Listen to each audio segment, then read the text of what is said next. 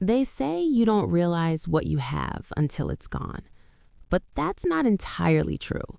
Sometimes you know exactly what you have. You just convince yourself you deserve more.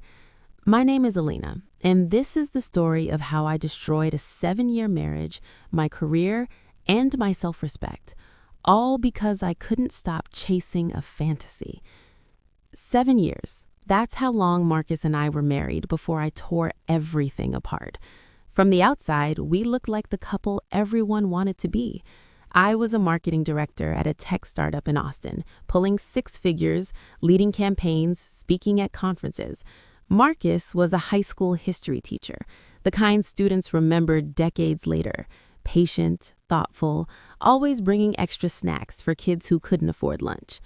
Our townhouse near downtown was modest but warm.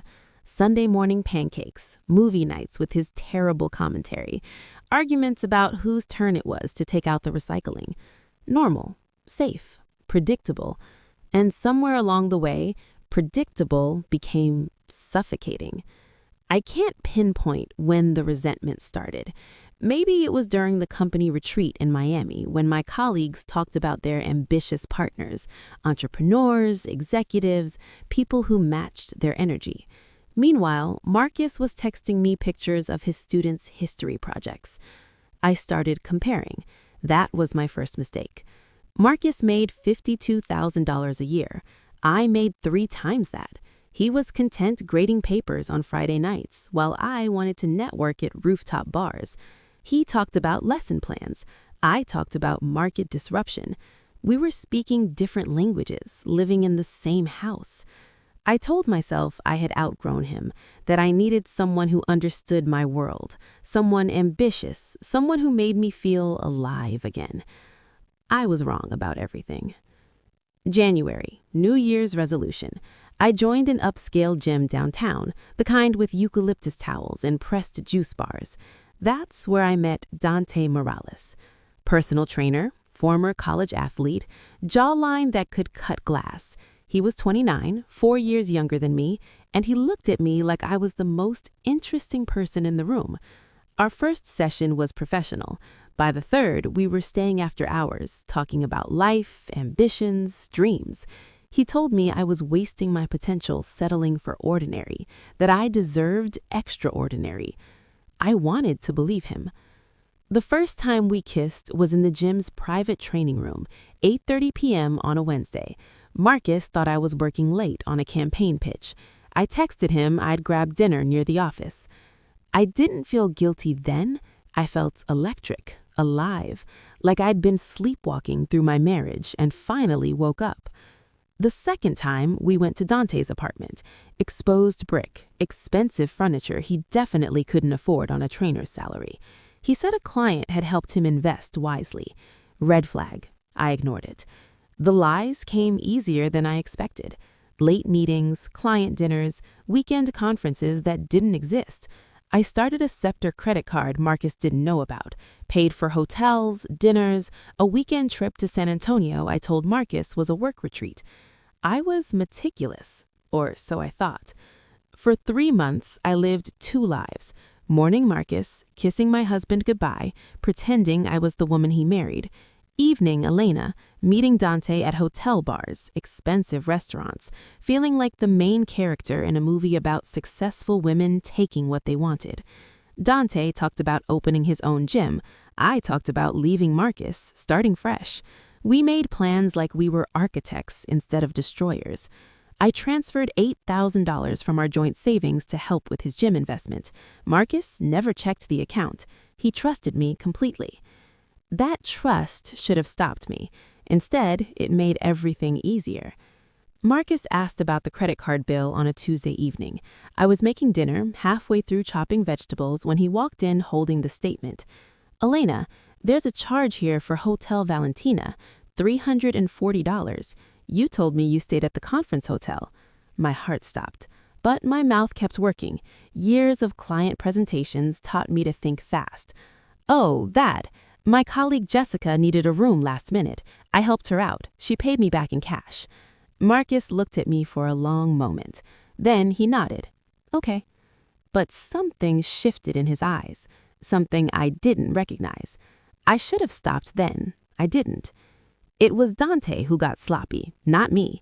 He posted a gym selfie on Instagram, mirror shot showing off his training space. In the background, barely visible, was me, walking past, blurred but recognizable. Someone tagged Marcus. He didn't say anything immediately. He did something worse. He started paying attention. 3 weeks later, Marcus asked me to sit down. He opened his laptop and showed me everything. Bank statements with my transfers, hotel receipts I thought I'd hidden, screenshots of text messages I deleted, recovered from our cloud backup. My stomach turned to ice. "Who is he?" Marcus asked. His voice was calm, terrifyingly calm. I tried to deny it, then minimize it, then justify it. I said I felt trapped, that I needed excitement, that he didn't understand my world anymore. Marcus just listened. Then he said the words that still haunt me. "I loved you enough to build a life with you. You loved yourself enough to destroy it." Within 48 hours, everything collapsed. Marcus moved into his brother's place. I stayed in the townhouse, surrounded by furniture we'd picked out together, pictures of a life I'd already abandoned. Dante stopped answering my calls. When I finally reached him, he was distant, evasive, said things were moving too fast, that he needed space. I drove to his apartment.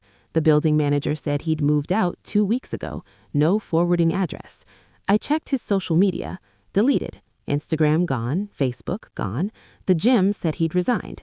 That's when I understood. Dante was never planning a future with me. He was running a con. The expensive apartment, the investment opportunity, my $8,000, all of it was a setup. I'd been played, and I'd destroyed my marriage for a ghost. My boss called me into her office Monday morning.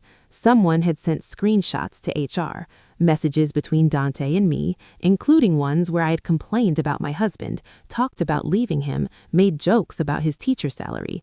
"This reflects poorly on your judgment, Elena. We're going to need to put you on probation while we review this." Probation turned into resignation 2 weeks later. They gave me the option to quit before they fired me. I took it. My LinkedIn messages filled with former colleagues asking if I was okay, meaning they'd heard the rumors. Conference invitations disappeared. My professional reputation, built over a decade, crumbled in a month. Marcus filed for divorce 6 weeks after he found out. I didn't fight it. What would I even fight for? His lawyer was efficient. They had documentation of the money I'd taken, proof of the affair, evidence I'd used joint funds for personal expenses. I walked away with my personal belongings and half the debt. The townhouse went to Marcus. Fair. He'd put in the down payment before we married. The day I moved out, I found a note in the kitchen counter in Marcus's handwriting. "I hope you find whatever it is you think you're looking for. I hope it makes you happier than I could." No anger, no bitterness, just sadness. That note destroyed me more than any argument ever could. I moved into a studio apartment on the east side, smaller than our old bedroom. I took a contract position at a small marketing firm, half my old salary, none of the prestige. My friends took sides. Most took Marcus's. He was the wounded party. I was the villain. My best friend Sarah sent me a long text. It said she loved me but needed distance, that she couldn't condone what I'd done, that Marcus had been like family to her too.